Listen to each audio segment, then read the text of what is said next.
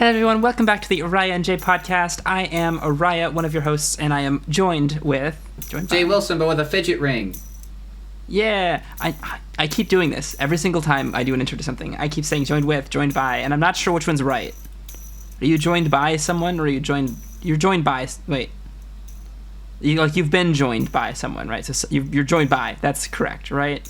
It honestly doesn't fucking matter. I don't think anyone on the internet is sitting there like the fucking grammar Nazi sitting there with their fucking cigar in their mouth like, yeah, Ariah fucked up again. like sitting Fair there point. like I'm uploading this to Reddit. Don't listen to this podcast. They don't say join with right. Nah, fuck off. Fair enough. Doesn't matter. So how was your week, Ariah? Oh, okay. Am I going first? It was nice. This is the last week that I'm going to have off, so because I didn't really get to go to work this week again, it's been stressful, but the stress has been relieved since more and more plans have been figured out. I had a nice, relaxing week for the most part. Didn't do a whole lot other than watch some shows and stuff. I started yesterday working on a recreation of the building game in Minecraft. That Seth originally did, like, if that actually works, will we actually be able to play the building game without it being scuffed as fuck? Do you remember how scuffed it was that night when we played? It was so like we tried playing the building game, but it was like so difficult to play in the more recent versions. All types of fucking scuffed. But dude, I'm recreating from scratch. I'm remaking from scratch. I've got a really finished UI system, a setting system. It looks so good. I'll show it to you after the podcast. Hell yeah! But I'm so proud of what I have so far.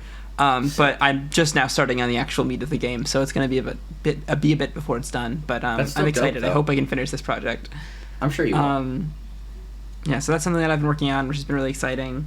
Yeah, that's really it. There's really not a whole lot that's happened to me this week, honestly.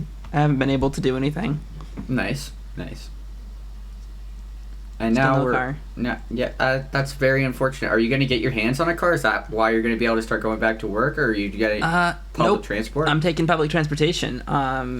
But I get to go in less days per week. I get to go in 3 days instead of 5 days per week, and still get paid the same. So that's cool. Oh, that is pretty nice. Yeah. So they are good people. Yeah. Damn, that's crazy. It's just a bureaucracy that you got to work with. Bureaucracy. Mm-hmm. That's a dumb word. Anyways, how was your week, Jay? Jay Wilson gets to talk about his week. This is my favorite part about every episode, is talking about my week. Because, it's all about me, and I love how about me everything is. I'm pulling out my keys. I'll explain to you why here in a minute. So anyway, how did my week start? My week started pretty alright. Like, it was Monday. It was the day after the last time we recorded this podcast. That was a week ago. Wait, no, it's Saturday now. It was Sunday last time we recorded. I'm so fucking smart. I've been uploading a song to that playlist we talked about last week every day. It's pretty great. Today's the 7th song that's going to go on the playlist. I still haven't picked today's song, but I'll eventually pick it. I bought my prom ticket. The reason that I pulled this out is, like, the prom tickets are, like, really cool. They give you, like, a keychain. Oh, that's pretty cool. Like, you can't see it really. Like, I don't think the camera's gonna focus, but like it's that bit and this bit together, all hooked onto my keys like that. Huh? That's really cool. That's quite the budget, honestly. It's not that much of a budget. I think kids were actually physically making these, but there's not that many people at our high school, so like they can do stuff like that. Like, if we were at a big high school with like a million seniors and juniors going. But I thought that was pretty cool. I think it looks really pretty. I'm on spring break now, which is really cool. Thursday was my last day of school until I go back. Not this coming week, but the next one. I don't know what day that is. What else happened this week? I talked to that friend of mine who I've been talking to. Remember the one from the wreck? I talked to them earlier today, and they were like. We talked about it, and I was like, yeah, we talked about it on our podcast. And she was just like, wait a minute, send that to me. And she thought it was so fucking funny, my reaction, me being like, like the clap that I did trying to simulate a car crash noise. Apparently she watched all of our Danganronpa stuff too. She told me that, so that's pretty cool. Really? She's excited for us to get going. She's excited for us to get back going. So. Okay, well, you're on spring break this next week, so like Monday, you want to record some Danganronpa? I mean, I'm down, to be 100% honest with you. But yesterday, I'm not even doing chronologically. I'm just talking out my ass now. Oh, go ahead. Yesterday, I installed a radio in my buddy's car. That was interesting. I'd never done that before. It's a lot of fucking work. Somebody stole my car radio, and now I just sit in silence. Dude, it fucking took 3 hours to install that bitch. It was awful because you're sitting there and like the specific wires, you have to like match them up and then like coil them around each other and then tape them around with electrical tape. Do you now have the knowledge to steal a car radio? I now have the knowledge to steal it and then put it back in if I really want it. Nice. I'll just put in a really shitty one and take the nice ones, you know? Yeah, trade up, you know? Exactly. For a house. You know how it is. I'll give you my car radio if you give me your car radio. We just fucking trade car radios. But dude, it takes so fucking long. God, it's so fucking long to do shit like that. What, did anything else crazy happen this week? I mean, no, not really. I mean, today I did taxes. Oh, you did taxes. I still haven't done any taxes because my grandma does my taxes for me. Well, I didn't do them myself, but I went to H&R Block and they did taxes for me. Nice, yeah. My grandma has a kind of it's not really a business, but it's a thing she does, right? Where people pay her to do their taxes for them, so she does a lot of people's taxes all the time. So for close family members, she just is like, oh yeah, I'm doing 10 people's taxes. I'll add you as well, and then I've got 11 people's taxes to do, and I don't have to pay her or anything, which is nice. But yeah, so people pay her, and she does the taxes for them, and it's she's good at it. She's quick with it. So I still haven't done my own taxes. I've just given all my stuff to her, so that's pretty cool. Dope. But one day I'll learn how to do it. But they made it really painless. I just walked in there, gave them my paperwork. I'm gonna get all my tax returns. I'm gonna get some pretty good money off tax returns. I'm pretty happy about it. Yeah. When you're a dependent, you don't get a whole lot. But like, this is the first year that I was able to file as an independent, and they gave me a couple $1,000s extra in my tax return. That was really cool. That's dope. I'm gonna get I'm getting about $500 on my tax returns this year, which is pretty nice. Yeah, that's pretty consistent for how much I got from my job. Yeah. Hey, bud. Hey. If you want more, I got more. I was gonna put more on it, but your mom was like, "Just see if he eats that first." Thank you so much. Love you. Love you. I love whenever people bring me food. It's very helpful. I'm not going to eat because it's horrible for the mic. And I remember whenever we first used to record together, like for the first, I think it was only on the first fucking Homestuck episode. But first Homestuck recording, which is the first 3 episodes, I think. Yeah, exactly. So I was sitting there and I was eating because I didn't think it was going to be a big deal. And all of a sudden, I listened to it back and I'm like, Well, I cut most of that out, so. But that's $500 for the past couple years because I made $7,000 last year, and the year before I made $6,000. Couple years, really? Yeah, because the year before they told me I didn't need to file yet. Weird. Okay, I've to be fair, I've never had to deal with taxes when I was a minor. Yeah, I have no idea. It's just what the lady told us, and then the lady this year was like, "Yeah, we'll just file them both, and then you'll get it all back." And I was like, "Dope! I'll get a check mailed. I'll get a check mailed to me, so that's pretty helpful." Nice. And then you have to open a bank account to cash it. Yeah, exactly. No, I mean, actually, I'm going to be 18 in less than 2 weeks. Holy shit. Yeah. Oh, no. Oh, no. Stop reminding me about this shit. Every fucking week I get reminded. This is awful. In fact, this episode goes up on YouTube the day before your birthday. Oh, no. So, if you guys are watching this on YouTube or listening to Spotify or Apple Music, etc., then and you are not a patron, then tomorrow is Jay's birthday. So, wish him a happy early birthday in the comments, or if you're watching this a day late, wish him a happy birthday. Speaking of our patrons, if you are also watching this on YouTube, listening to Spotify. Oh yeah, I forgot. It's your intro, so you have to do it. Fuck you. Yeah. This is a good place to do it.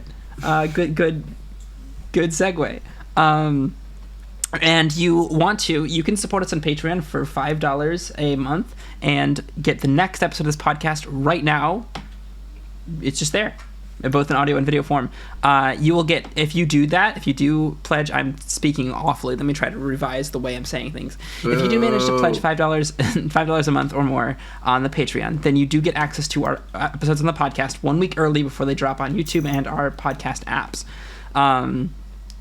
Now, if you don't have that much to support us but still want to give us something, you can give us a $1 and we'll still shout you out. Special thanks to our one Patreon that we have, Kazam. It's Patreon, not Patreon. It sounded like you said our one Patreon. Yeah, I keep saying that sometimes, but I know. I mean patron. Our one patron is Kazam, and thank you very much, Kazam. You're a great person. We appreciate Kazam very much. And if you would like to get your name shouted out, you can also pledge minimum $1 a month for that. But also, no need to support us at all financially if that's not what you want to do. Just watching this is enough. Leaving a like on YouTube, perhaps giving a 5-star review on Spotify or Apple Music. None of that's mandatory, of course. But all these are ways you could support us as well if you don't have the money and would still like to. But yeah, either way, we love you all the same, regardless of how you manage to support us. So thank you guys so much. So that was pretty much my week. I don't think anything else really crazy happened. I think that was pretty much it. I think I hit all the highlights.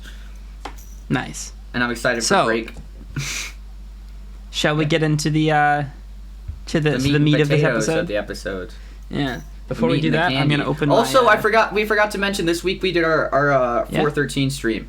That was pretty dope. Yeah, we did the 413 stream. Yeah, let's talk about that real quick. Yeah, the 413 stream was pretty fun. It was short and sweet. Not a lot of interruptions. It was a couple hours. That wasn't bad. That wasn't bad. Yeah, I think that was like 2.5 hours. Good stream. Yeah, I personally had a lot of fun out of it. Yeah, me too. And it was kind of a nice bookend, to celebrate 413 and just like in that Homestuck playlist. Probably for good. There might be something added to it eventually in the future if like we decide to do something like the rest of the Paradox-based comics or something. Remember, but they it's probably complete. We've already gotten one of those comments from a random person saying to finish the Paradox-based comics. So yeah, and I'm sure we've already hit 10 likes by now. We'll do it next 413. We never said when we were going to do that, okay? Yeah, it could be 612, it could be 1025, it could be 1111, it could be 413 next year. But yeah. How is 1111 significant to Homestuck? X6. Oh, that makes sense. Yep. If you add 6 and 7, which are the two possible last names that kids can have, you get you get 13. Oh, that's what it is. If you add all the X6 alpha kids amount of letters in their name up, you get 11, right? Yeah. Because all their last names are 7 letters, so 4 plus 7 is 11. Anyways, before we jump into the meat and the potatoes, I'm going to open up this drink I've got. It's a lime twist wink. It's THC and seltzer, so this is has the weeds, but it's not very much of it. This isn't weed, but I didn't have any beer. Sponsor me Sundrop. I didn't have beer, so I wanted one of these. Pog. But anyways, if you guys remember from last time or saw from the title, we are talking about some old stories that we did. Yeah, just like old, like little written projects that we had and stuff like that. Yeah. So, you go first? Would you like to? Yeah, either one. How do you want to structure this? I have no fucking idea. You're the planner, remember? Yeah, I didn't quite plan how to structure this, but we'll figure it out. Okay, I only have one big overarching story that's like physically down on a page. Yeah. Okay. Yeah, I'll go first then. Okay.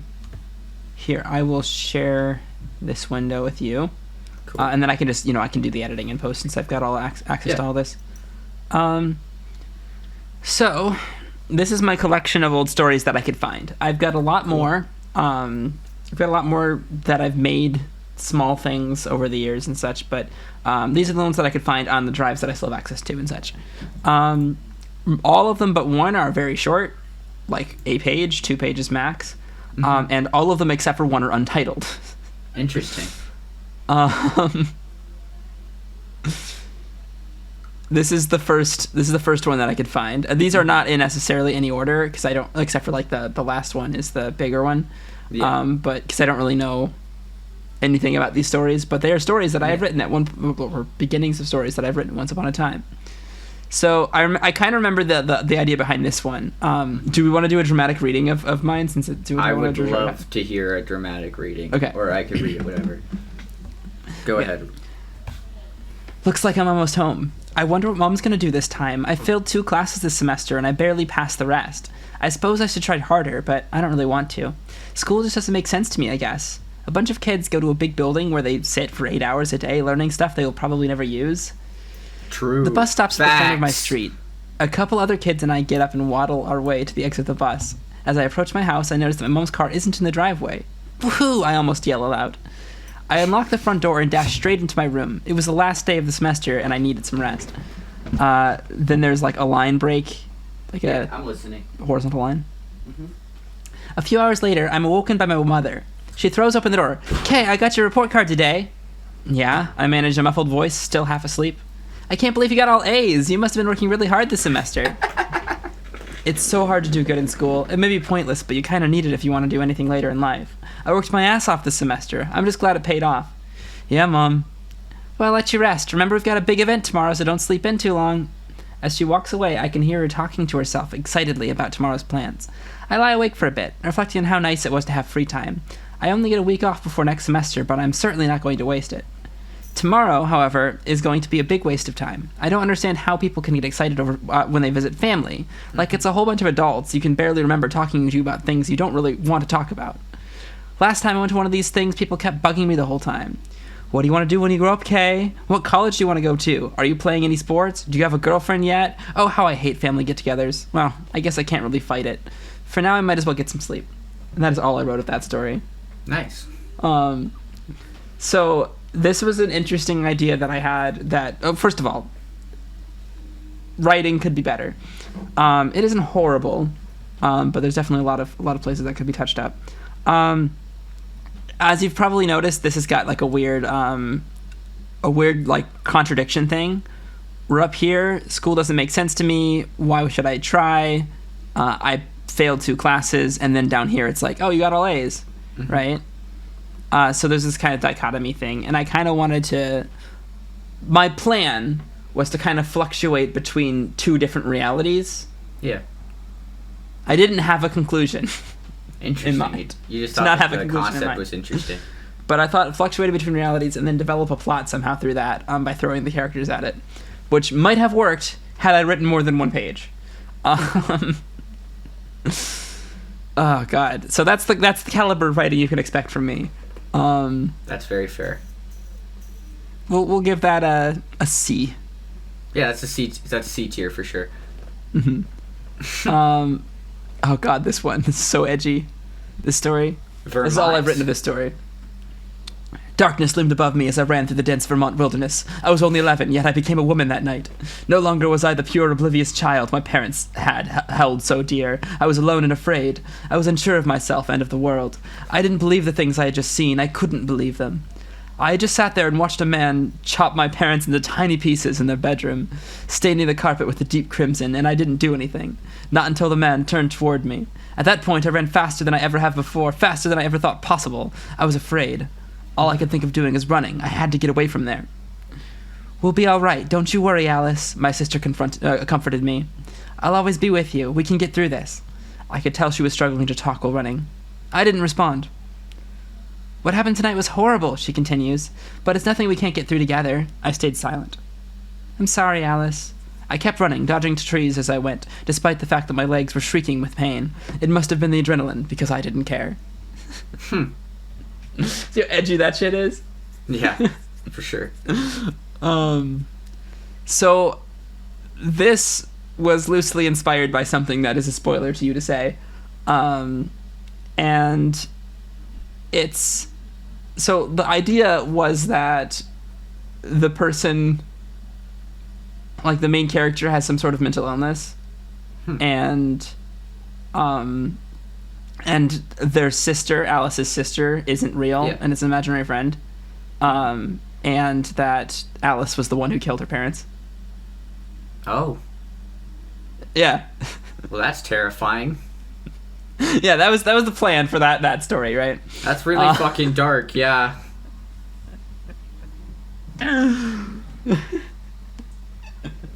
What the fuck, dude?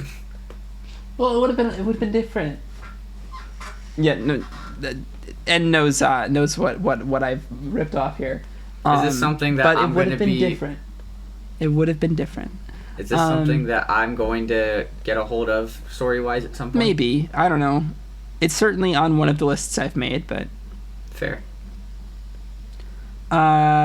This one is more fun. I like this one. Yeah, this one was pretty fun. Mm-hmm. My vision is completely black. I'm pretty sure I'm awake, but I can't seem to open my eyes. I don't even remember falling asleep. The last thing I can remember, I was at work, an old gas station near my house. It's strange that I don't remember driving home. I start to feel like I'm falling as I manage to open my eyes. Regaining my balance, I now see that I'm in what looks to be an elevator. There doesn't seem to be any buttons, though I can definitely tell it's moving upwards. The elevator comes to a stop and the door opens, revealing a lobby of some sort, complete with one of those number things from the Secretary of State, or the DMV, Secretary of State's in Michigan, and probably maybe other places thing, but I know most places it's called the DMV. I slowly exit the elevator as I try to figure out where I am. I've never been here before. There are a few desk clerks to my left, currently busy working with people I assume took numbers. To my right is a wall that continues until the back of the room. Chairs are lined up all across the back wall. There are probably about 50 of them. I'd say about half of them are taken, maybe slightly less. I take a number from the machine. It reads K34. J62, one of the clerks calls out. It looks like I've got some time to waste. I walk up to an empty chair and sit down. 62 J's? That's a lot of people. About a minute later, the elevator opens again. It's my coworker. I stand up to greet him. Joe? I say as I walk towards him. Sam, how you doing? He seems surprised to see me. What is this place? I ignore his question. Mine is more important. I was just about to ask the same to you. The last thing I remember was I was on my way to work. He was scheduled to relieve me today. Sounds about right. The last thing I remember is being at work. We stand there in silence for a few seconds. Oh, you should probably take a number. I gesture over to the ticket machine. Joe walks over and grabs a number. K35. Yeah, that's right after me. Where's it at now? J63, the clerk announces, as if in response. Let's sit down. I lead the way to a group of empty chairs in the back.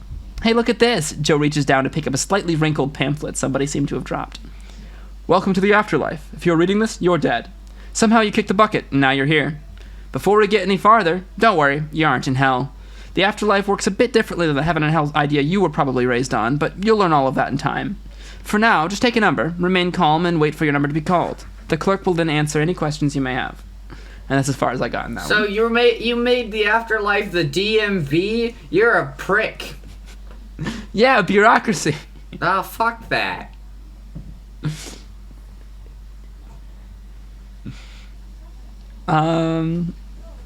Yes, and this like version of the afterlife is definitely, I took inspiration from a TV show that I like a lot. But all of the rules of it would have been different. It's just I liked the idea of like a DMV style afterlife, making bureaucracy and such. But if it's building. A DMV, then it is hell.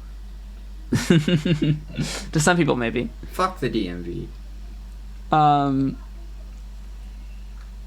So it's story number 4.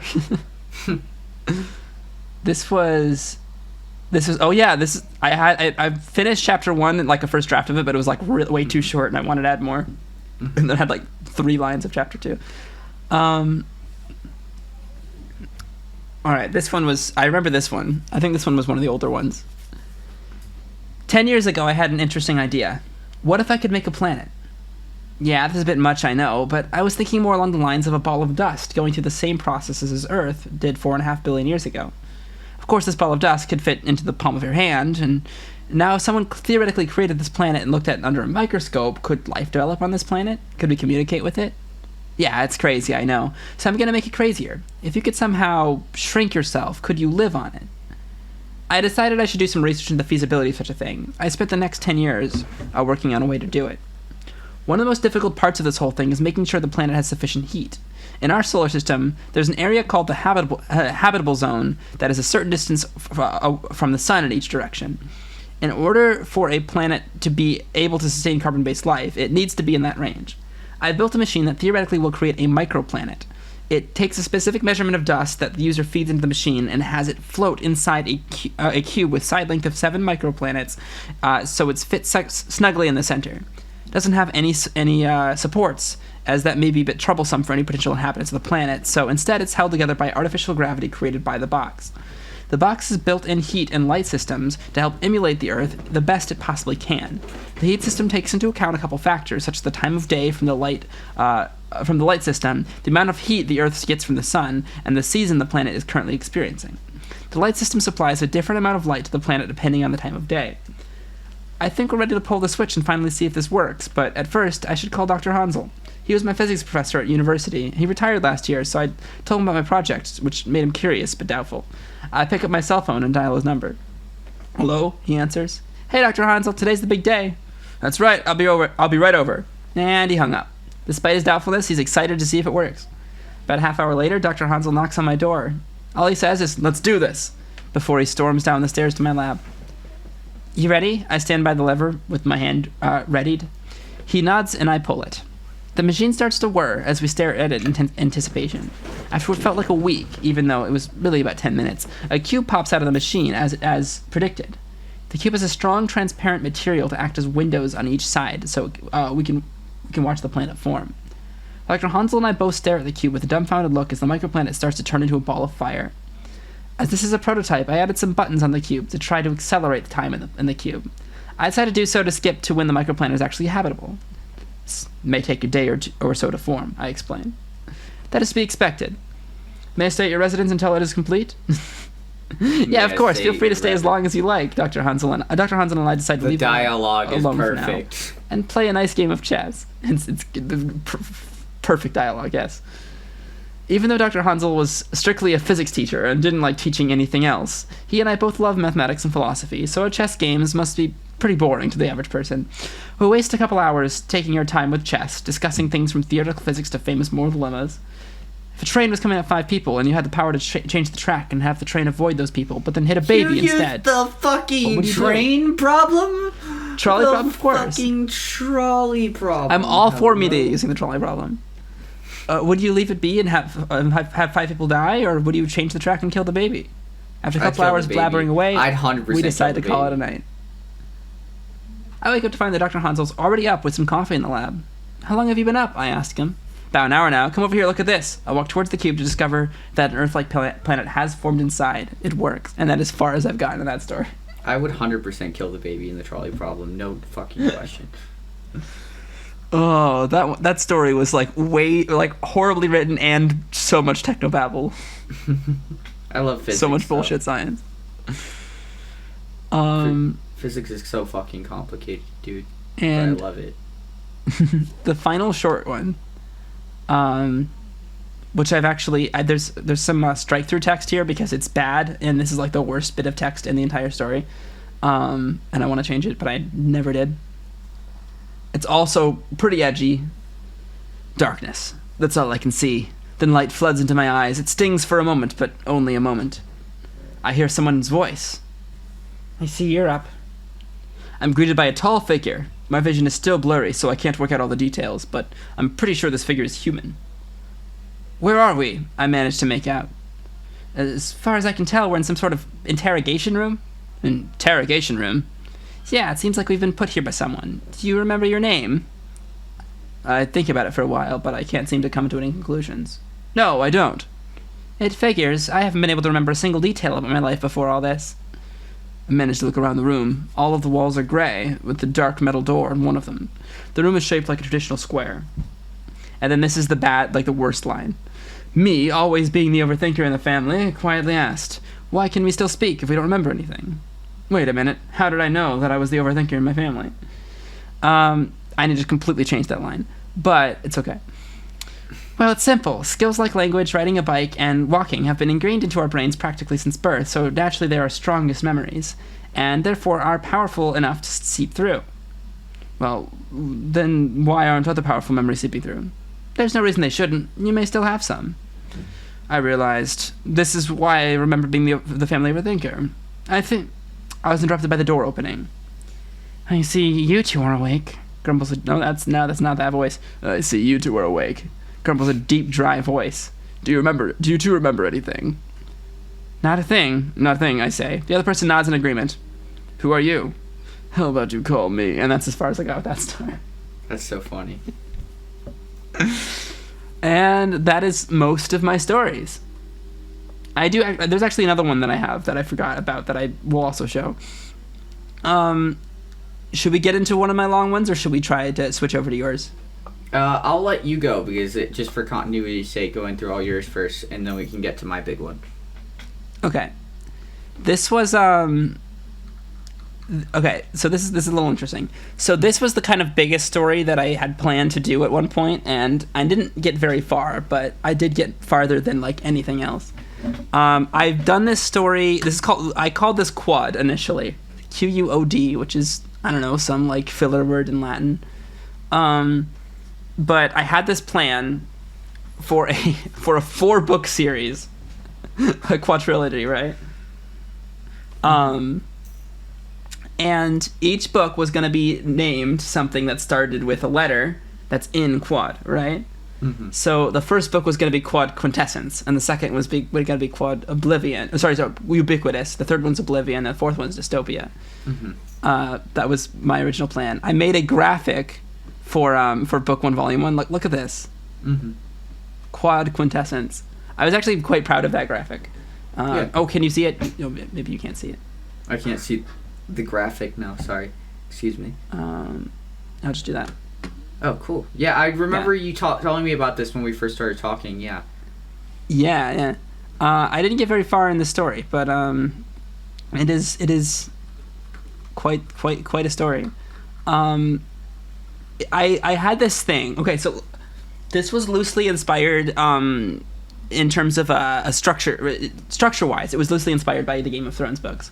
Content-wise, not at all.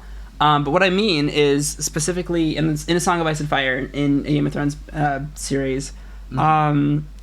The perspective switches between a bunch of different characters every chapter, right? Yeah. So I wanted to do that kind of idea. I wanted to tell kind of a grand story about this huge thing that's happening and jump between a whole bunch of different characters' perspectives in different situations. Mm-hmm.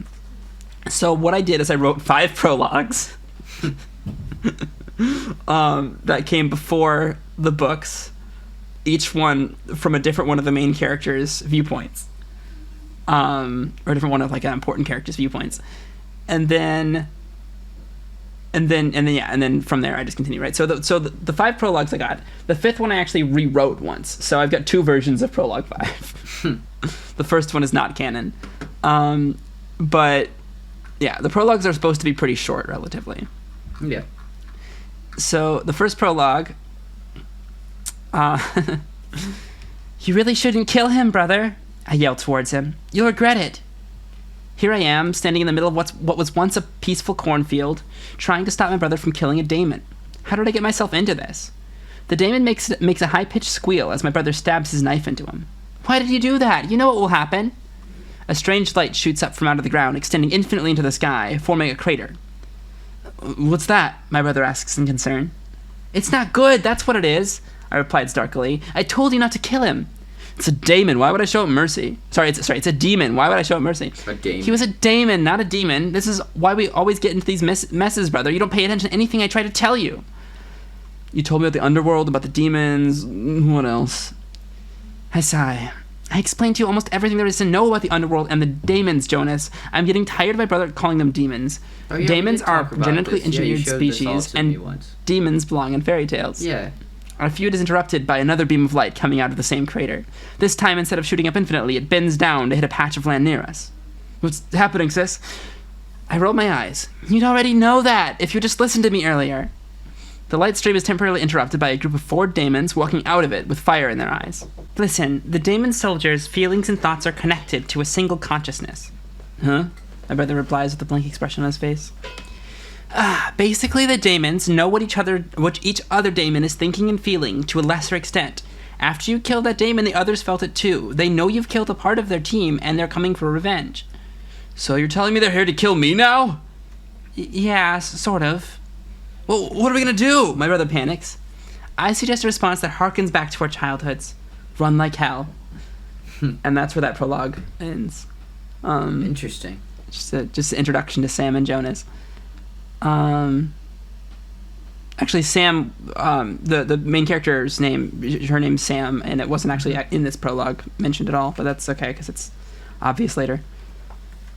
Now, switching perspectives, Prologue 2. I've rewritten this one a few times. I think this is the best version, but I don't remember which. It's been a long time.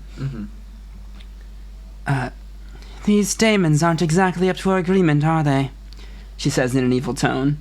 I'm sorry, ma'am. It won't happen again. You have my word. I managed to say. I'd better not. I want another wave of daemons by tomorrow, and they need to be at least twice that of the agreement. Twice? It's already hard enough to make them as you previously demanded. Don't argue with me, mortal. I can replace you in an instant. Do you want to live? Of course, my lady. Then you will do as well to meet my demands, she says while walking away. What's her problem? She demands the impossible, and when we fail to meet her standards, she just raises them. We are only human scientists, after all. What does a goddess like her expect from us? I returned to the transport to teleport back to my laboratory. How did it go? My partner Gregory says in a worried tone of voice. She didn't kill me, so that's something. I try to lighten the mood. Good point. Anyways, we should get right to work. We need to deliver a wave of daemons twice the terms of the agreement. But that's impossible. I know, but we have to try. How about you start working on the elixir and I'll start on the containers? Sounds good. And Thomas? Yes, I reply. If either of us don't survive tomorrow, I want you to know it's been a pleasure working with you. I detect a somber tone in his voice. Yeah, it certainly had its moments. I managed to smile. So that's a little taste of what's going on over there. Yeah. That part of the world. Prologue 3. Squadrons 8 and 9, come with me. I ordered my squadrons to follow me through to the capital. Someone needs to make the journey, after all. Yes, Commander. I'm proud of them. They're so enthusiastic about everything they do. My squadron and I step out of the barracks and feel the heat of the core on our faces. The core is at the very center of the planet. Its rays reach out and brush against every part of the underworld. I look up at the beautiful red sky, catching a glimpse of the North Barracks. They've got it good over there, I think aloud. I suppose it's our fault because we spent most of our fun on the equipment. And let out a little laugh. Why are we going to the capital? Well, a demon from XN 427 was killed, and the rest of the squadron was sent to eradicate the humans responsible. We're going to the capital to report this to the king. That's not all we're going for. I've also been sent to give His Majesty the sample he had requested from the surface. I still don't understand why he wanted it, but it isn't my place to question His Majesty's objectivity.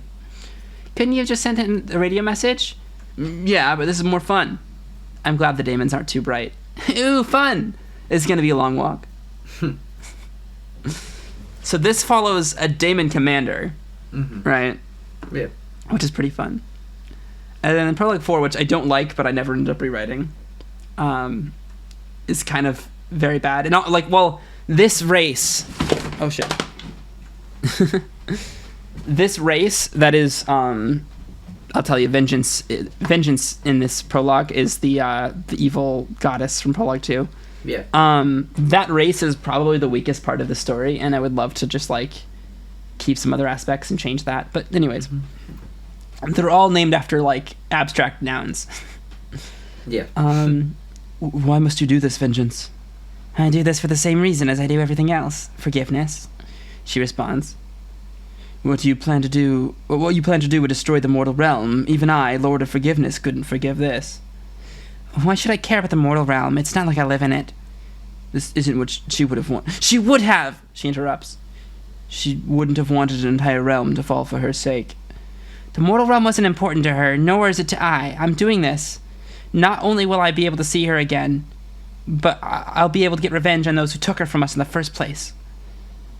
Vengeance walks away in frustration before I can respond. I yell hopelessly after her. You can't bring her back. Mercy cannot be created from genocide. She doesn't care. She's going to do it anyways, and I can't do anything to stop her. Interesting. And then Prologue 5. The bad Prologue 5 that is not canon. I glance out the window only to see a tiny green creature that looks almost human playing with my grandkids. I've seen some pretty strange things in my life, but this is definitely one of the strangest. Hey, you kids all right? Of course, Grandpa. We just met a new friend. Oh, that's nice, Peter. Where'd he come from? He came up from the ground. Isn't that cool? Maybe old, but I'm not stupid. I walk out of the house to confront this creature, only to find a hole in my yard with no trace of it or the kids. Peter? Andrew? I call out. I drop a small nearby pebble into the hole to see how far a drop it is. After about 30 seconds of silence, I realize how bad the situation really is. Before I can think about what to do, something from behind pushes me into the hole. It feels like I've been falling forever.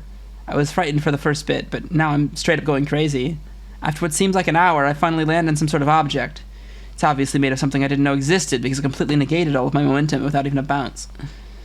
More of these green creatures show up, and I ask them what the place is. Where are my grandkids? I add as well. This is your new home, and your grandkids are here too. One of the creatures respond. What are you going to do with us? I'm not sure. Whatever Vengeance does with the captured humans. Before I could say anything in response, my mouth is presumably sealed shut. I can no longer open it to form words. The creatures escort me to a large room with about 30 people in it and a large jewel on the far wall. In you go, the creature says and pushes me into the room after sealing the door behind me. The jewel starts to glow and I hear an ear-piercing screech before losing consciousness. That is a bad prologue, but that is a prologue that I had written at one point, and I erased to create a better one. There is another little section here that's crossed out that I wanted to change, but most of this I remember enjoying. Cool. Okay. Rob, you're with me. If we're gonna do this, we have to plan it carefully. Zoe, you can go with Darren and distract her while Rob and I sneak through the back of the palace. Understood, Zoe replies as Darren nods. They start walking towards the entrance to the palace. You do understand that this may not work and we could all potentially even lose our lives. Zoe and Darren look back at me with a solemn yet understanding expression, then continue to make their ways towards the palace. We've all agreed to this, Rob starts. They won't blame you if it goes wrong. We all recognize that the risk we're taking is well worth the potential outcome. If it goes well, I reply, lacking the optimism the others seem to have. When it goes well, Rob corrects. We sneak around the palace to the back and enter through the second floor window. Who are you? The daemon raises his weapon at us. Who are we? We are your worst nightmare, Rob snickers. That's rather cliche of you to say, I respond as Rob throws a dagger at the demon, killing him. Rob shrugs. I've always wanted to say that. Did it live up to your expectations? Rob thinks for a bit. You know, actually, not really. I pat her on the back. Next time, be a little more creative, will ya? We continue through the back of the palace when we finally reach Vengeance's chamber. If everything's gone according to plan, Zoe and Darren should have managed to distract her by now, so the room should be empty. I raise my gun just in case as Rob opens the door. My eyes go wide as Vengeance turns around to see who just opened the door to her chamber. I've been expecting you. Her voice is brittle and dead. It gives me an unnerving feeling every time I hear it. Why? And then this is the part that I don't like here. Why am I here and not entertaining your little friends? Funny story, actually. As soon as they saw me, they got down on their knees begging for their lives. I decided it'd be entertaining to put them in cages for a little while. Vengeance presses a button on her desk, and a wall panel moves to reveal Zoe and Darren locked up behind it. You bitch! I yell. Thinking about it, I probably shouldn't have said that. Is that any way to talk to your goddess? I would never bow down to someone like her. Number 1, you aren't my goddess. Number 2, you are a bitch. And number 3, give my friends back before I hurt you. Vengeance lets out a laugh. This isn't going to end well, is it? All of a sudden, I can no longer move. I'm still standing and everything, but I cannot move my arms or legs. It's a very weird feeling. My heart races faster than it ever has before as Vengeance slowly walks towards me with a smug expression. I try to speak, but nothing comes out. My eyes go wide as Vengeance places her hands around my neck. With a loud snap, my vision goes black. Those were all of the prologues for my cool. my story. Did you have like an overarching idea that you had planned? Like, oh yeah, and I do have like a couple more chapters here, cool. Which I feel like reading is probably a waste of time. Mm-hmm. So I'm not going to read all 6 of these chapters. But the highlights are Sam and Jonas. The first chapter is Sam 1, so Sam and Jonas are continuing their situation. They find an old shack while they're running. They run to the shack and they bar the doors.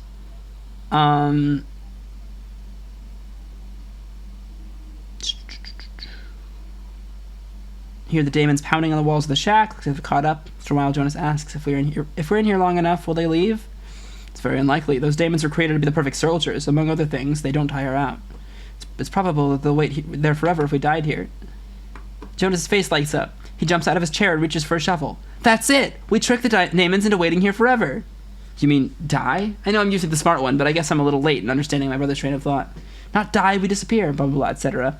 So they dig a hole under the shack and dig out. Mm-hmm. And then they manage to escape, run, but then are lost and don't remember how to get home. They manage to find a road. Mm-hmm. Is this Lakeview? Jonas asks me. Probably, but I can't be certain. I guess we should just pick a direction and walk. Wait, there's a car coming. Jonas walks out to the edge of the roadway and sticks his thumb up. I'm not sure that's a great idea. Jonas, I protest, but it's pointless as the car stops near Jonas. Where is it your children are off to? Middle-aged man sits in the driver's seat. Actually, we don't... I start. Just to Maple if you don't mind. Jonas interrupts me. I still don't think it's a good idea, but I guess it's better than nothing. It's on my way. You kids go ahead and get in. I don't know what I was writing. Jonas jumps to the passenger seat while reluctantly getting one of the back seats. Blah, blah, blah. They get home. There's this email that Sam types up to a person named Brian. We walk up the house and let ourselves in, careful to not accidentally wake anyone who happens to be asleep. The first thing I do is run over to my computer to message Ryan. I can't just tell him about the stuff over email, though. After some self-deliberation, just be deliberation, honestly, I came to a conclusion. I sent the following message. Ryan, hello, what have you been up to? Are you free tomorrow? If so, it'd be cool to see you. We can get some coffee or go to a bookstore or whatever. You could decide. And then there's some numbers here, right? And this is great, because if you now pick the 49th character, which...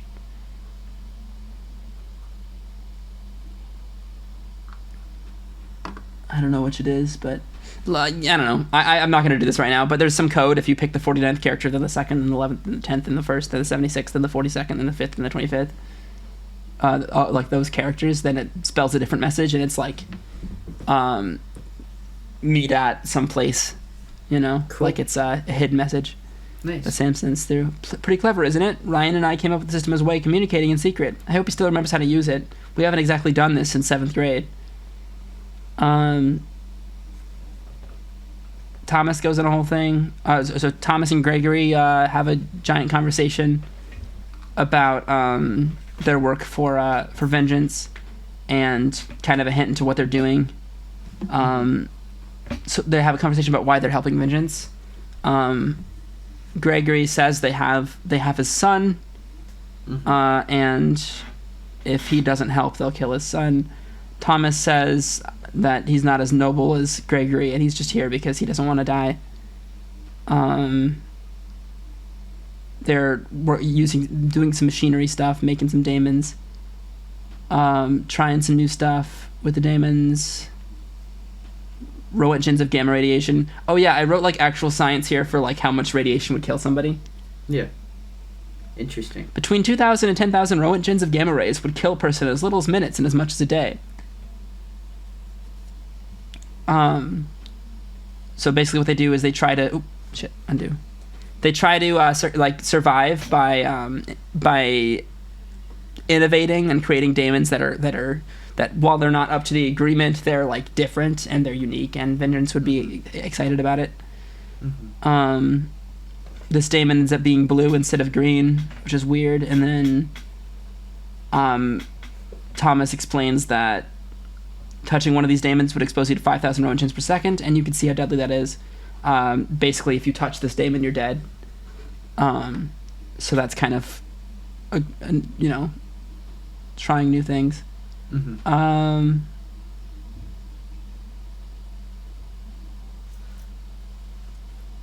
And then when they talk to Vengeance,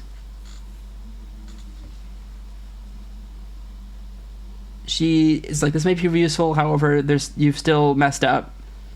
And then it switches perspective to Gregory. And security breach. Thomas, and then Thomas is like, please just give us one more day. And Vengeance is like, I will not tolerate this. Maybe it'll work better with a new partner. And then Gregory's a great partner. He helps me with a lot. And then, blah, blah, blah. Vengeance captures Gregory and escorts him. Pushes him through a portal. They say "and you go" a lot. And you go. Yeah, they do, I guess. Here we go. Yeah, Thomas, he turns to look at me. You're arguing with a goddess. You won't win the fight. I accept my fate. If I freak out now, I'll surely be killed right here.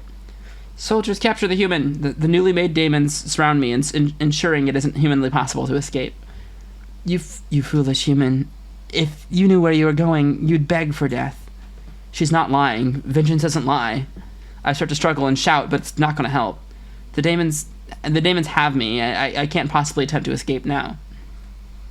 Alright, and then through here, where are you taking me? My voice shakes. Or here it says, I follow the portal to what looks like a cave. There are 3 daemon soldiers here to meet me. They escort me out of the cave, uncovering the beautiful red sky. I'm in the underworld, though to be honest, I didn't think it would be this red. The sky, the rocks, even the grass is colored red.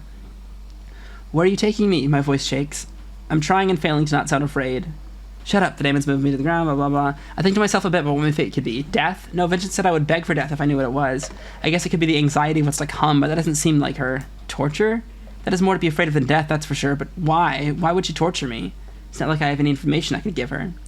My thoughts are interrupted by the sight of my son. No! I cry out. Don't hurt him! I'll do anything! Could it be blackmail? Tad! He screams through his tears. I'm here, son! I shout back in desperation. The bloodied blade of a dagger emerges from my son's chest. I look up to see someone, a human, standing behind him with a devilish grin covering his face. I tried to call out to him, but it came out as an unintelligible howl. I tried to say something, but I can't. I try to form a coherent thought, but I can't. I try to look at the bastard who killed my son, but I can't. I can't see anything. I can't hear anything. I can't smell anything. I can't taste anything. I can't feel anything. Anything but an emptiness deep in my heart that I can't imagine ever outliving. Interesting. Fuck, right? Yeah. A little edgy. A little bit. I wake up in a bright room. Someone is looking down upon me. It's him. The memories of my son's death come flooding back. That's the bastard who killed my son. I almost hear the anger in my thought. Look who finally decided to wake up. He walks away. To get something, I would guess. I've been wanting to meet you ever since I met your son. Don't you dare talk about him! I manage a muted shout. He laughs maniacally. You're in no position to make threats, Gregory. I can't think of anything to say. He walks back toward me with something in his hand. I would like to show you some of the toys your son loved to play with when he was alive. I instantly realize what he means. The bastard tortured my son, didn't he? He smirks as he raises his hand and forcefully jabs the object in his hand into my chest. I scream. With a full grin this time, he raises his hand and forcefully jabs the object in my chest for a second time. I scream. He lets out a laugh as he continuously jabs it into my chest, over and over and over and over. I scream. I writhe in agony as this man continues to torture me for what feels like an eternity, when finally my body gives in and I pass out. A little edgy. It's a little bit, yeah, you know. But you know, that was a thing. I think that was the longest one that I did. Yeah, because these weren't finished, I think. Yeah. Luke was fun. So Luke is the name of the Daemon Commander. Mm-hmm. So the Daemon Commander, which we heard about in Prologue 3,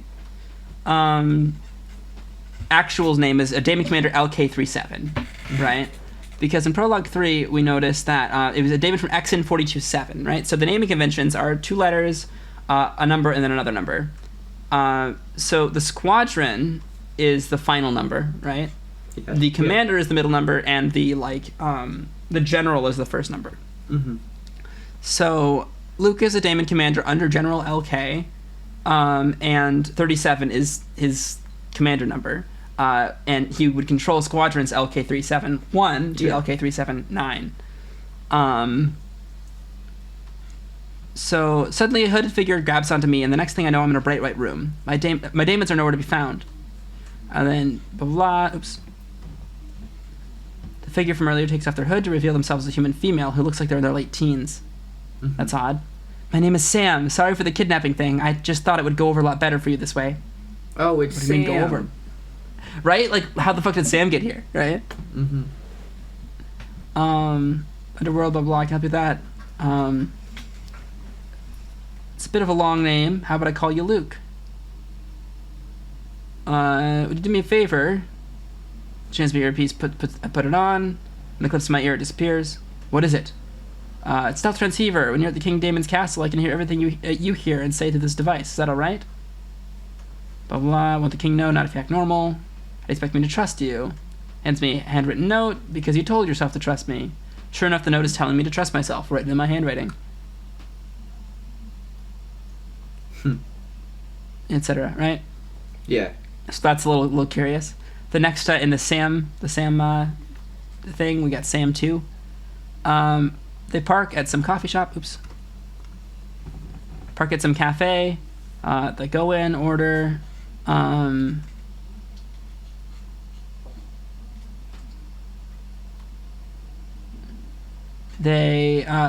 gets there. They drive to the shack. Sam's like, you gotta see this. Walks into the shack. And they find this crystal, this jewel on the wall. They touch it. So, Sam says, touch this. I'm under the crystal. Ryan hesitates. Are you sure? If I didn't believe me, I tease. He touches the crystal and vanishes in a flash. I laughed to myself before following him. So they vanish and go somewhere. Then Robin, which this was unfinished as well, but Quinn, I run towards him, reaching out for any hope of saving him I can gather, trying hard to deny the fact that he's already dead. This is a continuation of Prologue 5, of course. Yeah. Vengeance turns toward me. Before she could say anything, I sprint out the way I came, quickly turning my head to give a solemn look of promise to Darren and Zoe. Damon's, bring her to me, Vengeance calls after. She's rather certain she'll be able to catch me, but unbeknownst to her, I'm from the Fae. Right before one of her Damons is about to catch me, I close my eyes. Robin, you're back already. My master seems confused, as he should be. I told him I'd be gone for the better part of a month less than a week ago. How'd the mission go? Quinn's dead, I reply. Vengeance saw us coming from a mile away. Master Tento's expression shifted without delay. I see. He ambles over to a nearby chair and takes a seat. Darren and Zoe? Taken prisoner by Vengeance. On the bright side, she doesn't have a reason to kill them, so a rescue's still on the table. That's as far as I got there. So, that's as far as I've written. Yeah. But some basic ideas for, like, what some of these things were. Sam from this area is actually Sam from the future. All right? Mm-hmm. Mm-hmm. And what I plan on happening is Sam is entering the underworld with Ryan and Jonas here. And they're going to meet up with... they're going to find their way to this... what is it? I don't actually remember what it was going to be. Somebody was in trouble. I don't remember who was in trouble. Oh, Gregory was in trouble. Gregory. Yeah, that's right. They were gonna save Gregory. Yeah. So Gregory was in trouble. Sam and the gang were gonna kind of come up in that area, and Luke was also gonna be going to that area on the way. And that's where future Sam was gonna come in, save Gregory, but then future Sam was gonna die. Mm-hmm. Right? Yeah. So as the reader, you're like, oh shit, Sam died here, but Sam's still alive over there, so what's going on? And it kind of just like guarantees that in the future, when Sam goes back and does this, that is how she dies. Yeah. And there's some other stuff that I can't think of right now with this story, but that's the general idea behind the story. These creatures are from some other realm, which is kind of like a fourth dimensional space away. Mm-hmm. The Fae is another fourth dimensional space away area with fairies and elves and stuff, and those can shift between realms much easier than people from the mortal realm, etc. Yeah. Yeah, that's dope. That's it. That's really all my stories. I guess there is the one more, but that's the one that I'm like kind of currently writing, so I won't share that right now. But yeah, whenever you get to a point where you can share it, we'll probably end up talking about it. Yeah. Anyways, that was a lot of me talking about the story. Yeah. A lot of me talking about and reading some of these stories. It took quite a while, actually. So my rating is interesting. It's not great. Sometimes it's cool. Sometimes it's not. And how I feel like I you wrote all this, or is this like all like throughout the past? Oh, it was It was sometime in high school, but it could be anywhere from freshman year to senior year, so I have no idea. They're definitely older than senior year, but definitely a few years at least, probably like 5, 6. Yeah.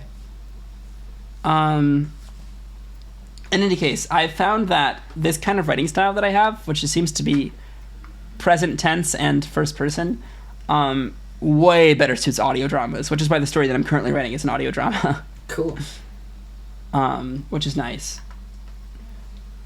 Gosh, I've been talking for so long, I need some drinks. That's a very fair point. How are you feeling? I'm feeling great, to be honest with you, friend. Quick checkup on you. Yeah, I'm doing good. I was just listening. Yeah. Any thoughts? I think that they're really interesting. I think if you flesh them out more, then it'll make a lot more sense. Yeah, my brain comes up with weird stories. I don't think it's a bad thing either. I just think that it just needs to be more fleshed out in order for it to make more sense. You know? Yeah, I have to write more than a page, of course. Yeah, you have to write more than a page, and then like once that happens. Plus, whenever you're paraphrasing a whole story, it's really hard to get like the gist to like pace and stuff like that. So it's really hard to form an actual opinion. But I like the concept a lot, is what I'm trying to say. Yeah, for sure. Thank you. Yeah, I am very excited for audio drama stuff because when I get like good scripts of that, then I would love to share some of those with you. Yeah, that'll be dope.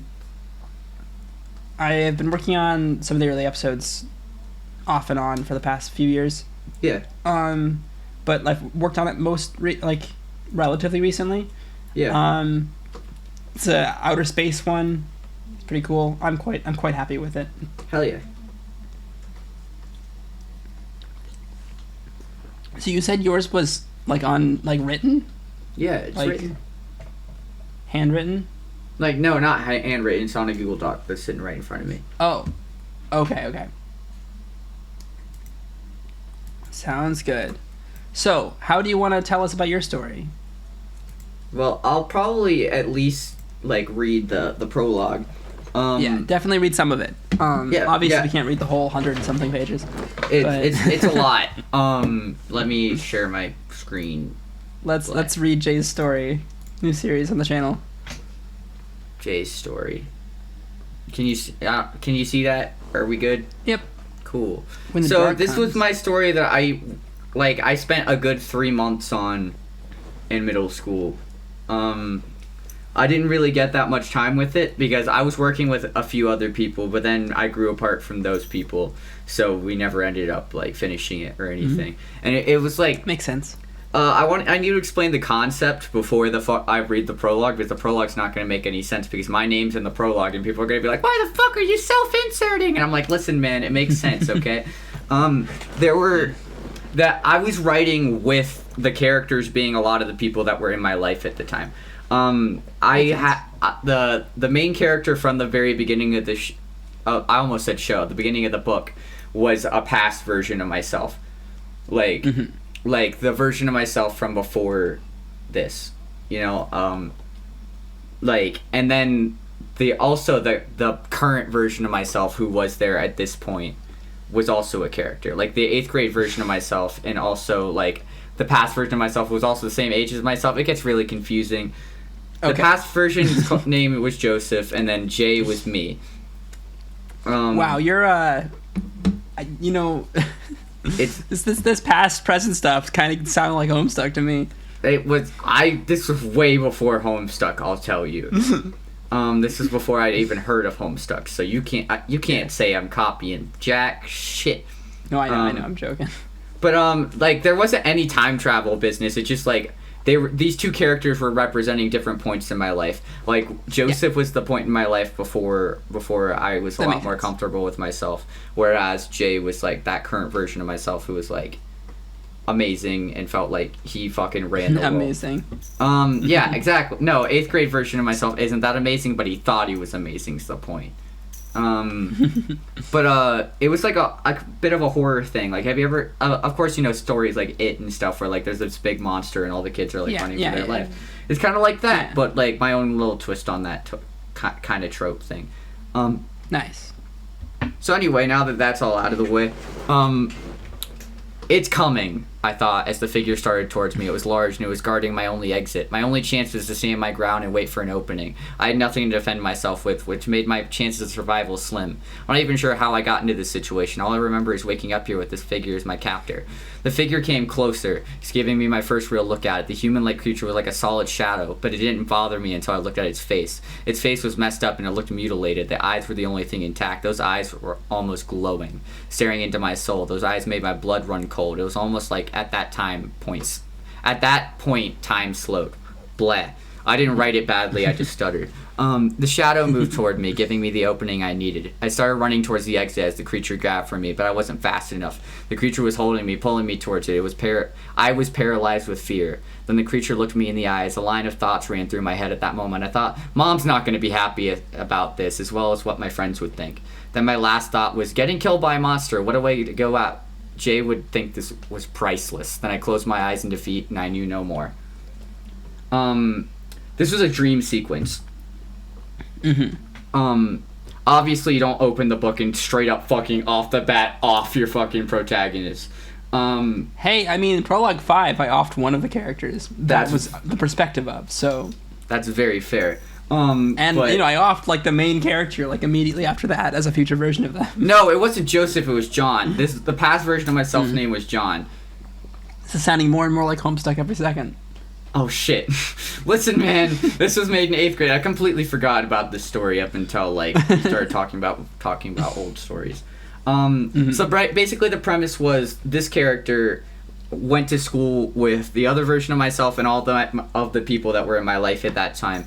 That monster thing makes plays later on in the story. It's a lot of, like, me running around, getting up, running to school, talking to, like, the people as I always would anyway. It gets interesting at a certain point because later on in the story, I'm not sure exactly when, the past version of myself, John, he fucking gets murked, like straight up fucking killed. I think it's within the first 2 or 3 chapters. This is the school didn't like it whenever they ended up reading this, because I was doing it on a school computer, you know.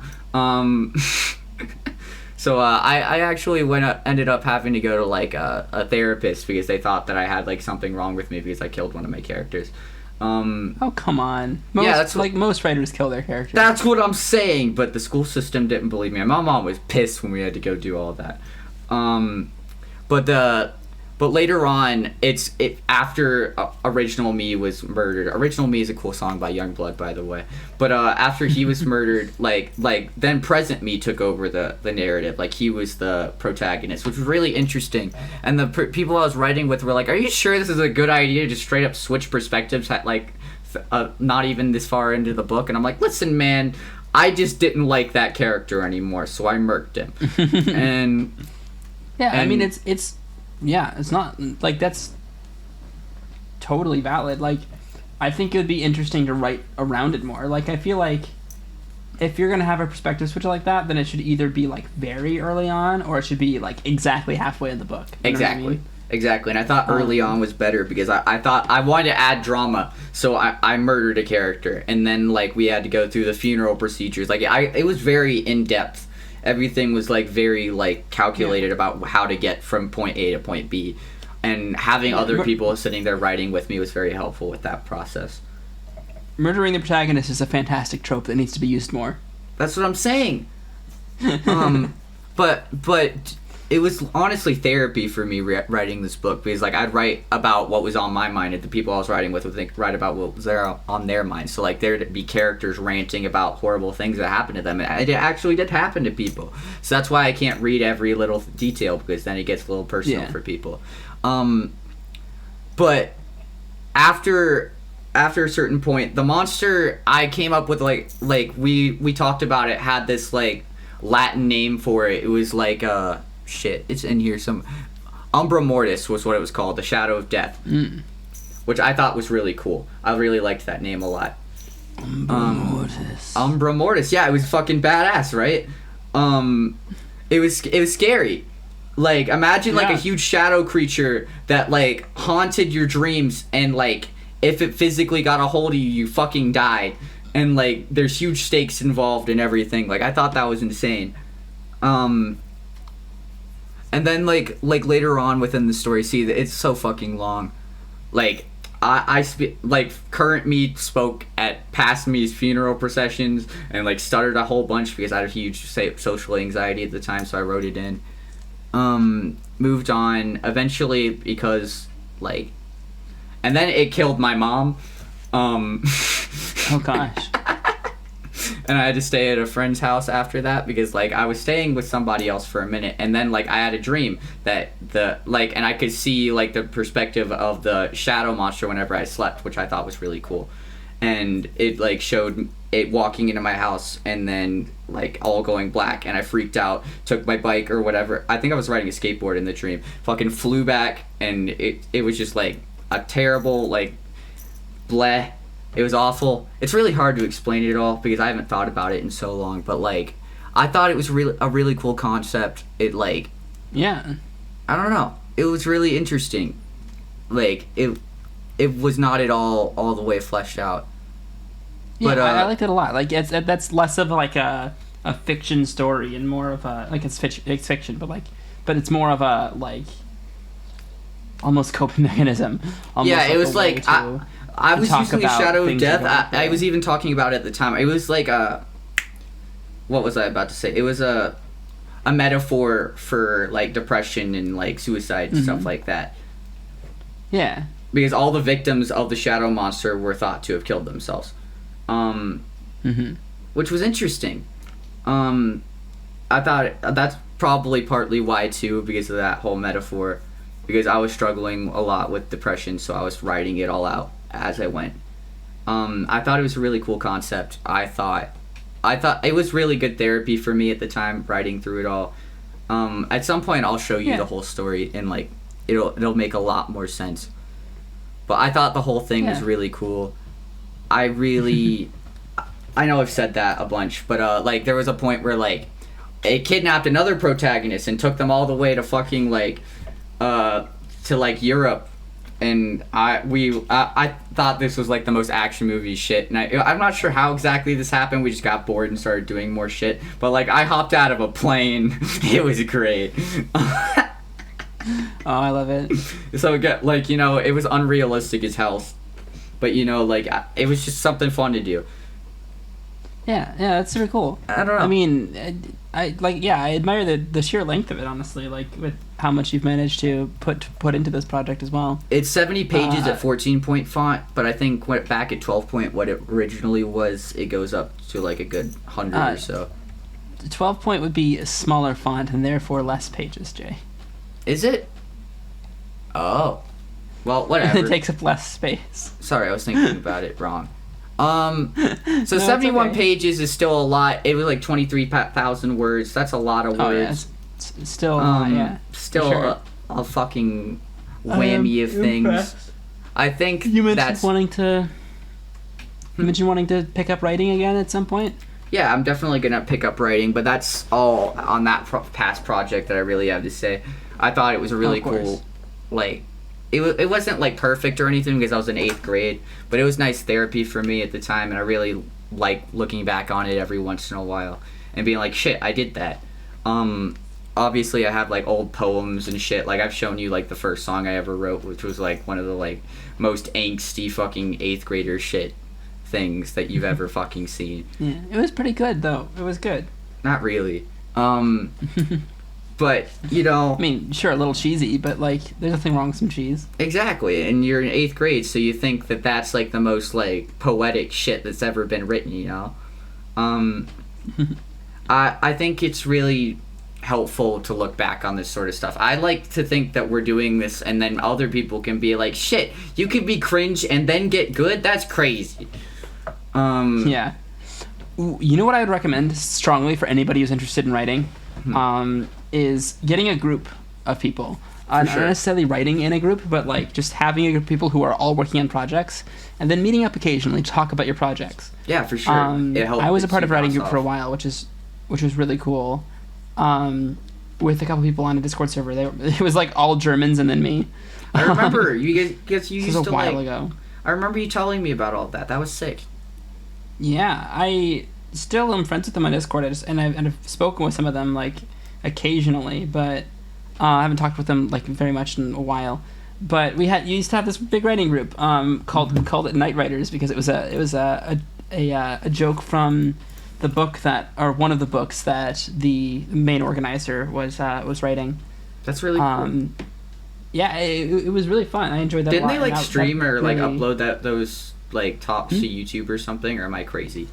They're not public, but I do have access to them.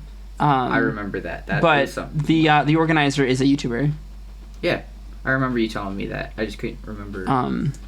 Yeah, Allie's great. Hell's Mirror is her channel. How many subs? Do we have more subs than that now? Subscribers. Damn it! Hmm? They have more subs than us. This is bullshit. Oh, so many more subs than us. Listen, man, we're gonna get there, and we're gonna kick their ass, you know? Yes, eventually. Eventually, it's gonna be fucking beautiful, man. She's a lovely person. Yeah, she's a reactor YouTuber. Reacts to shows. Yeah, I remember you seeing her reactions. I remember you showing them to me. Oh, really? Yeah, it was a long time ago. I haven't spoken with her in a long time, but I remember. Still a Discord friend. Yeah. So that was a cool little group. Everyone got inspired by just, because every week we would get together and just share each other our progress and help each other with ideas, help each other with in any space with should just editing and things like that. Yeah, it was fantastic. Any creatives in general, yeah, but it's like especially of the same kind, like writers should work together. Any creatives, if need be, but writers, musicians, game developers, like any group of people can meet up like that, and it really is helpful and it really is inspirational. And you can get tips off of each other. Like, I don't like how you described that. Maybe make that more descriptive or something like that. Constructive criticism. And, exactly. And do that for each other's work. Make everyone's stuff better. It's a fantastic way to do it. Honestly, way to be creative in general. Definitely. So I'd strongly recommend that to anybody who is watching / listening who might be interested in some creative projects. And I know that this was all over the place, but it was just like interesting to go back and just remember old past projects, and stuff like that.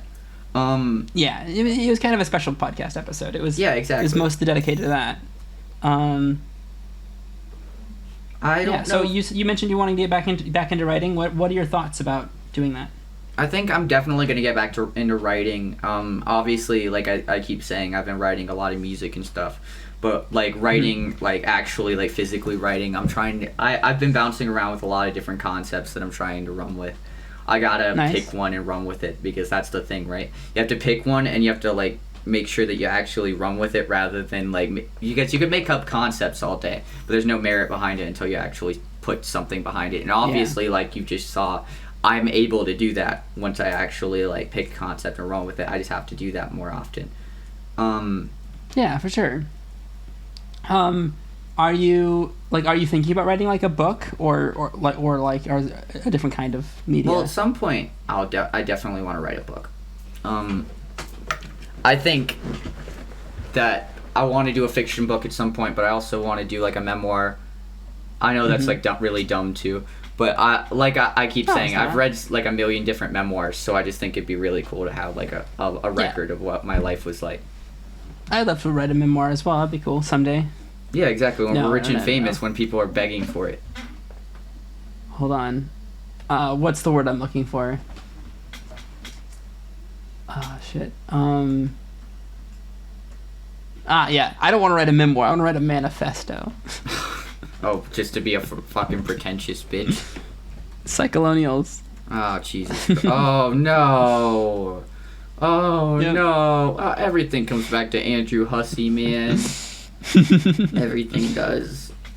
But yeah, I mean, like, I maybe one day I'll write a book. I would like to write a physical book someday, but like, my writing style currently is much better suited for audio dramas. Yeah. And stage plays. But like audio dramas are a lot easier to make than stage plays, because stage plays require video. Yeah. While with an audio drama, if I write it properly, then all we have to do is record, and I can fucking edit that to get the audio, and I can just make a show, which would be fantastic. Yeah. And I really want to do that in the near future. Working hard on that. If you need a voice for it, all I'm saying is. I'm calling you up for sure. At least at very very least for the first step. Like maybe if I can get like trained voice actors who fit the role very well, then I like eventually redub it. But like for the first season, like before it's released to the public and I just want to like test out my script, definitely calling you on. Yeah. But Jay most Wilson's likely be because famous.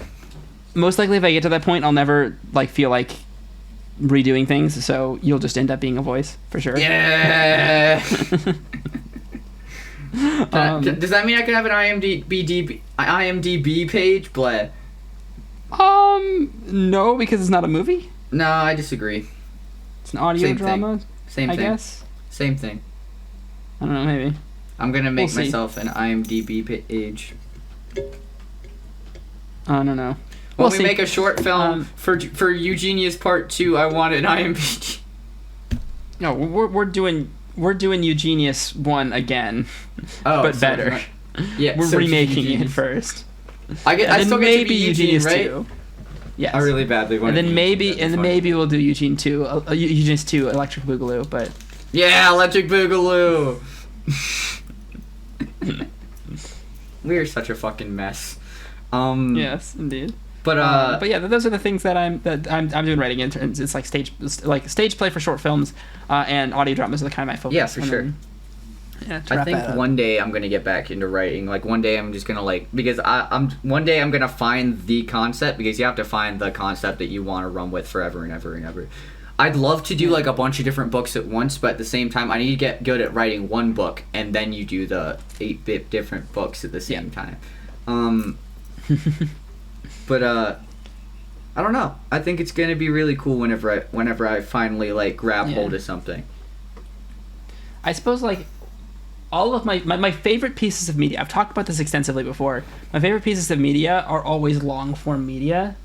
Like things that are serial long form, not episodic, right? So things like Homestuck. I love Homestuck because it's just one really long, giant, crazy story. I like Spaceboy because it's not as crazy or as long, but as you can see, if I can move this stuff, as you can see, I've already got 12 physical books of this series. Yeah. And this is like maybe a third of the whole thing, but probably less. Yeah. But this is all the physical books that are out so far. Interesting. It's the rest of it's on Webtoon. Yeah. But well, it's not finished yet. But you know, another third of the story is on Webtoon.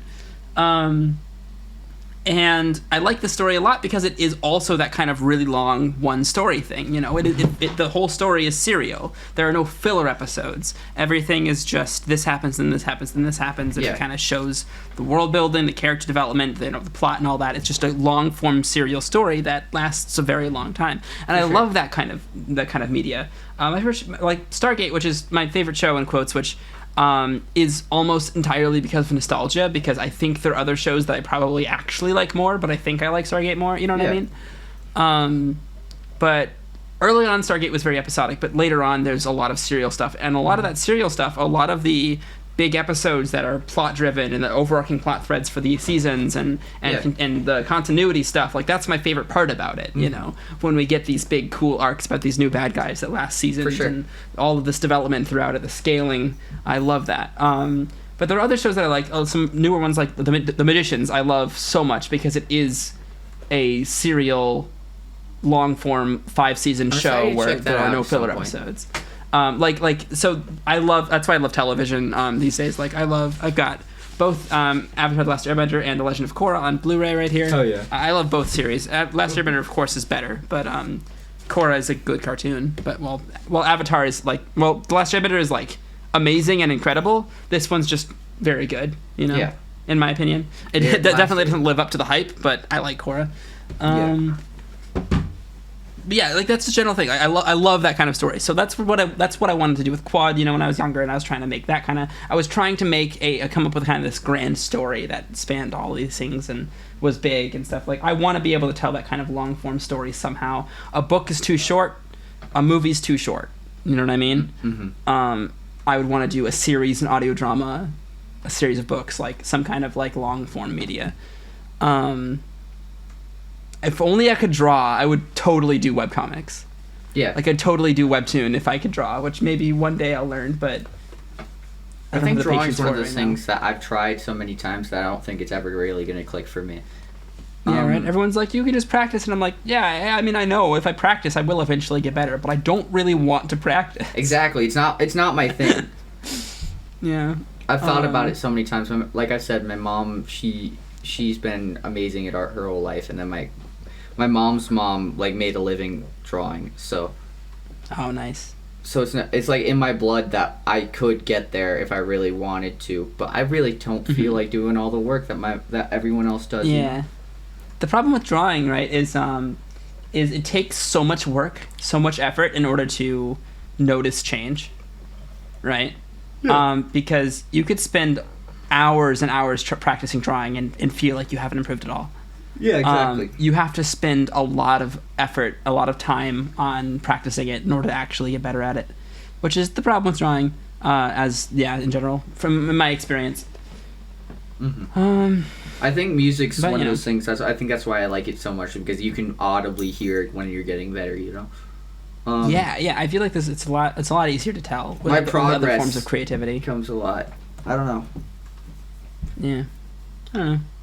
This week I figured out that I mean everyone's already thought that I'm it's like almost like certain that I have ADHD, but I've like talked to like people about it, like people who have it and like all the symptoms and stuff, and it's like it's not like you can't like know unless you go to like a therapist or something, but like everything that they were like they like were talking to me about it because they've been talking to a lot of therapists, and that like all the things that therapists have been telling them, they've been like asking me the same questions, and they're like, holy shit. Oh yeah. And I'm like, I mean, I've had friends. I have a lot of friends who have ADHD who I've talked to about it and stuff, and I almost certainly have it too. It's terrifying. Like it's weird. Oh gosh, I don't even remember like where I was. Like, okay, I was.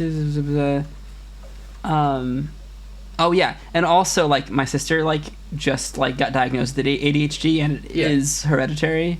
Mm-hmm. And my dad probably also has ADHD, because that would explain a lot about his behavior. Yeah. Yeah. So I almost certainly have it. But like I was like it's and or mild, like and or on the autism spectrum, but I don't know. Yeah. I can't begin to touch that without. Yeah, I haven't touched that with a 10-foot pole. Yeah. Because ADHD and autism are like that, like tied together almost. Yeah, they have a lot of overlap, but some key differences. Yeah, exactly. Like, I'm not saying they're identical, but like their symptoms are kind of like that. Yeah, I don't want to offend anybody, so if I say something offensive, please just smack me. I deserve it. But you know, like I was sitting there at lunch and they were talking about it, and they were like, and whenever I was telling them that I thought certain ways, they're like, not everybody thinks that way, Jay Wilson. And I was like, what do you mean? It's not normal for your brain to run like 1,000,000 miles a minute? You don't need to be fidgeting with something constantly to be able to function? It's not normal for you to always have an internal monologue that never shuts up? It's not normal to have these intrusive thoughts that like take over your fucking entire existence. Right. But like, it's not normal to get stuck on a thought and repeat the same like sentence like you're rereading a history book line. Yeah. You read a history book line, realize you weren't paying attention, so you have to reread the line over and over again. That happens to my thoughts sometimes, where I just like get stuck on a thought and have to repeat that thought before I can move on. Yeah, it's just like, you know, like I'm sitting there at lunch and like we're like at this Chinese buffet place, and I'm sitting there and I'm like, dude, what the fuck? Like my entire perception of everything's kind of like it like clicks why like all the things, excuse me, that I do, certain people give me weird looks for, or like you know, like why some of my friends can't keep up with how fast that I do things and others can, because some of the people I surround myself with all have the same like thought process and others don't. It's interesting because like I get it, like it makes sense in my brain why a lot of the things that I do make sense in my brain but don't make sense in everybody else's. Yeah. I don't know. I just thought that was such an interesting concept. And like I said, I'm probably going to go to a therapist and like get actually diagnosed so I can actually say that without having to like put all the stipulation to it. Yeah, I've got to do that too at some point. I've just got, like, I'm hoping that, because it's also possible that I, like, that like HRT would just fix it, because there are reports of people who, after going on HRT, like are able to think a lot better and clearer and everything, and it could just be similar symptoms from something like that, which would be very nice. And I've already got an appointment for that, so I'm kind of waiting to do anything about the whole ADHD aspect, which it is genetic, and my sister has it, so I probably do. I don't know. I'm just kind of waiting to worry about one thing at a time. Yeah, I'm not sure if necessarily I want like to change how I think, because I don't think I think in a bad way. I just think it's interesting to like understand why I think a certain way. Yeah. I just need to be healthier about it, because a lot of the symptoms that I have that are ADHD symptoms prevent me from being able to do some things, like prevent me from being able to focus on things, or preventing me from being able to like it's like motivate myself. It's very demotivating, which is not fun, but you know. I'm able to keep my motivation, I guess. Like, I guess that I choose to work the most on the things that I enjoy, I guess. Like, I'm able to fixate on them very well, rather than, like... Because, like, I think a lot of my thing is that I can't focus on things I don't want to focus on. Like, if I'm at school, literally never there mentally. Never. Oh, yeah. Me too. Like that's how I can only focus on things I want to focus on, but I also get bored very easily. That's fair. So I start a project, I focus on it, hyperfixate, work on it a lot, get bored of it, and then do something else.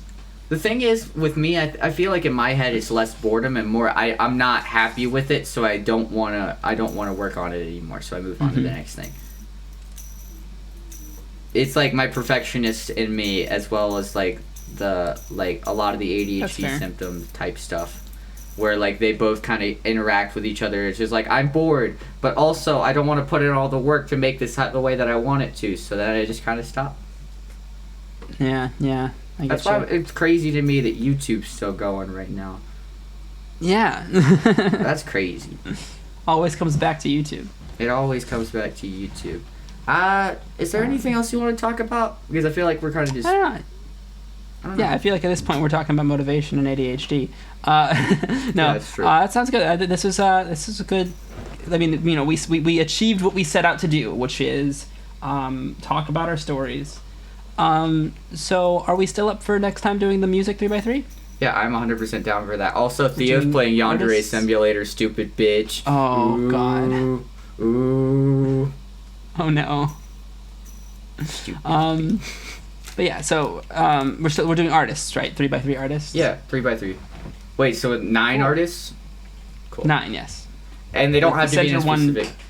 The center one needs to be they like don't have the to one be that encapsulates. They don't have to be in a specific order or anything.